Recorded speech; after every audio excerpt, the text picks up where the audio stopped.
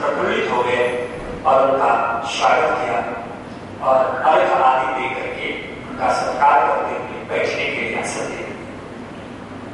मुनि ने जब उनका सत्कार किया और बहुत सारी बातों की चर्चा हुई, कुशल क्षेम पूछा गया। कुशल क्षेम पूछने के बाद अगस्त्य मुनि राम से निवेदन करते हैं और राम से निवेदन करते हुए कहा कि हे राम, मेरी परम इच्छा है, हार्दिक इच्छा है कि तुम अपने बांधवों सहित, अपनी पत्नी, अपने भाई सहित तू यहीं पर निवास करो। यदि आपके जीवन में 14 वर्ष वनवास की व्यवस्था है, आपने संकल्प लिया है, ये आश्रम आपके लिए है और इस आश्रम में 14 वर्ष तक निवास करें। अब 14 वर्ष तक निवास करने का निमंत्रण मिल गया आपको, लेकिन भगवान राम बड़े चतुर और दूरदर्शी थे और जो व्यक्ति दूरदर्शी होते हैं वो दुख को प्राप्त नहीं होता।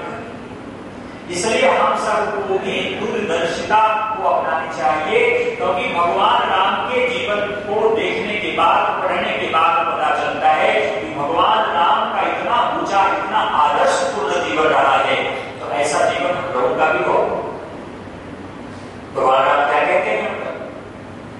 भगवान राम कहते हैं, हे मुनिवर, हे ऋषिवर, आपकी प्रार्थना मुझे स्वीकार, लेकिन मेरे दिनचर्या में, मेरे रहने में यहाँ व्यवधान पैदा होगा, क्योंकि गांव निकट में है, शहर निकट में है और लोगों को पता चलेगा, लोग हमसे मिलने आ जाएंगे, फिर हम जो साधना भजन करेंगे, आपकी जो दिनचर्या है उसमें विघ्न पैदा होगा।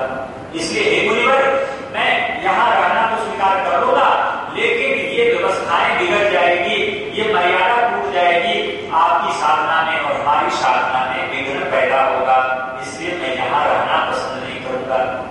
सौम्य ने उनकी बातों को ठुकराते हुए भगवान राम कहते हैं, हे ऋषिवर, मुझे गांव से, शहरों से दूर कोई ऐसा सुंदर जगह हमें बताएं जहां मैं बैठ करके साधना कर सकूं, भजन कर सकूं। इसलिए ध्यान रखिए, साधना अकेला नहीं होता है। वेद में आया है कि व्यक्ति को अकेला कहीं बैठ करके उपहरे खगीनाम संगमे जनदीनाम धिया विप्रो ले जाएगा। ये वेद कहता है कि जहां पहाड़ के खंडाओं में जाकर के आप ध्यान लगाएं, या नदियों के जहां संगम हो, जहां एकांत जगह हो, वहां बैठ करके जब व्यक्ति ध्यान करता है तो मन परमात्मा से जुड़ जाता है। भगवान राम तपस्वी वेश में और अपनी साधना के व्रत को लिए हुए घर से निकला है। वो मन में ये सोच रहे हैं कि मेरी तपस्या भंग हो जाए, मेरी व्रत टूट न जाए। इस कारण से अगस्त्य मुनि से कहते हैं कि ईश्वर, मैं यहाँ तो रह सकता था, लेकिन शहर निकट में। अब थोड़ा सा यहाँ हम प्रश्न करना चाहेंगे।